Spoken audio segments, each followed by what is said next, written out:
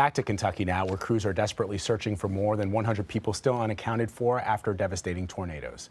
The series of rare December storms completely flattened entire communities, leaving countless people homeless and grieving in the midst of the holiday season. Joining me now from Mayfield, Kentucky to talk more about the massive recovery and cleanup effort is Marvis Herring with our Louisville affiliate. Marvis, thank you so much for joining us to talk about this. What have you been seeing and hearing on the ground from folks?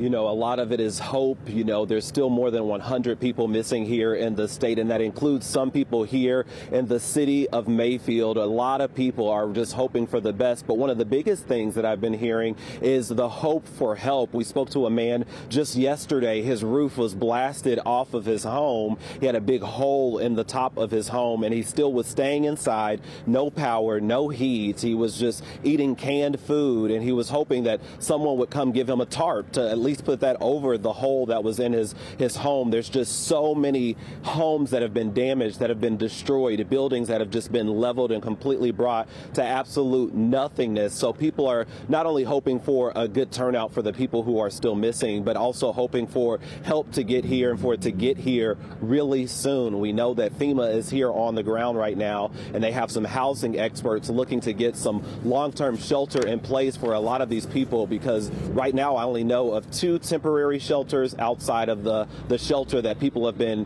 opening their homes or offering to people for free of charge. So really, one of the biggest things is that people are ready to rebuild, and they're hoping for that help to move in and for it to move in pretty fast.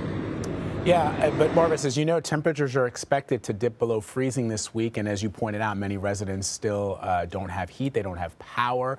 So, of course, the concern is going to be, so you survive the tornadoes, but you are in danger. Children, older folks are in danger of trauma if they don't find shelter. So for those folks who aren't able to go to the shelters, what have they been doing? Are they staying with relatives? Are they leaving the community?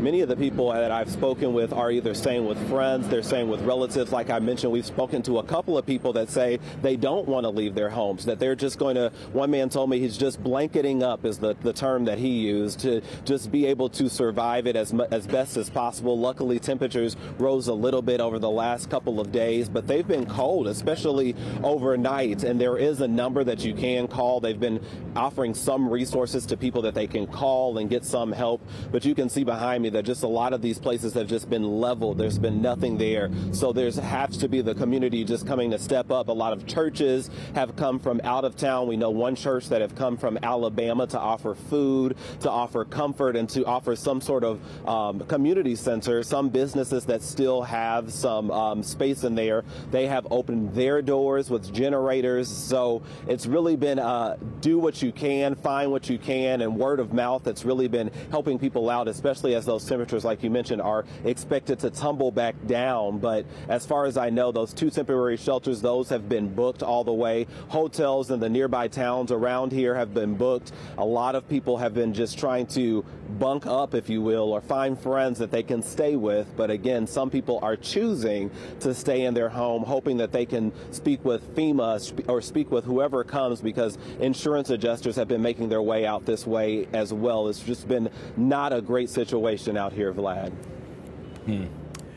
Marvis, as you know, President Biden is scheduled to travel to Kentucky tomorrow. What do we know about his visit? What do we know about where he will go?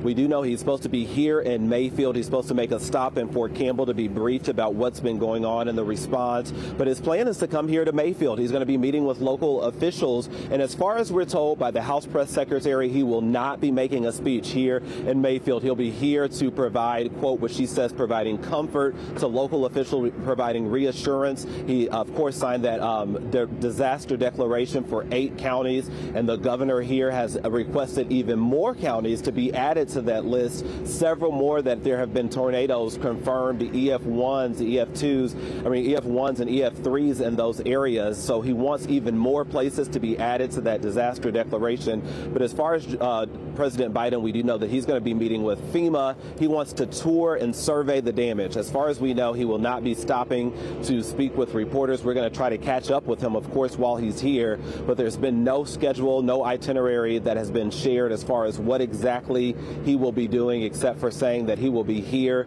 to get a firsthand look. I mean, there's a lot to see out here, a lot that can't be really shown in pictures. We've had several photographers come out here and say, wow, I mean, I've seen the drone footage, I've seen the helicopter footage, and I've seen your footage, but until you really get out here and you see the boots on the ground and you get to see the buildings that are just barely hanging on by a thread out here, you have no idea how devastating that powerful tornado was for this small town. Many buildings look absolutely nothing like they looked before, and a lot of aid is needed. I mean, that's one thing that I'm sure the president will be able to figure out once he gets out here and see.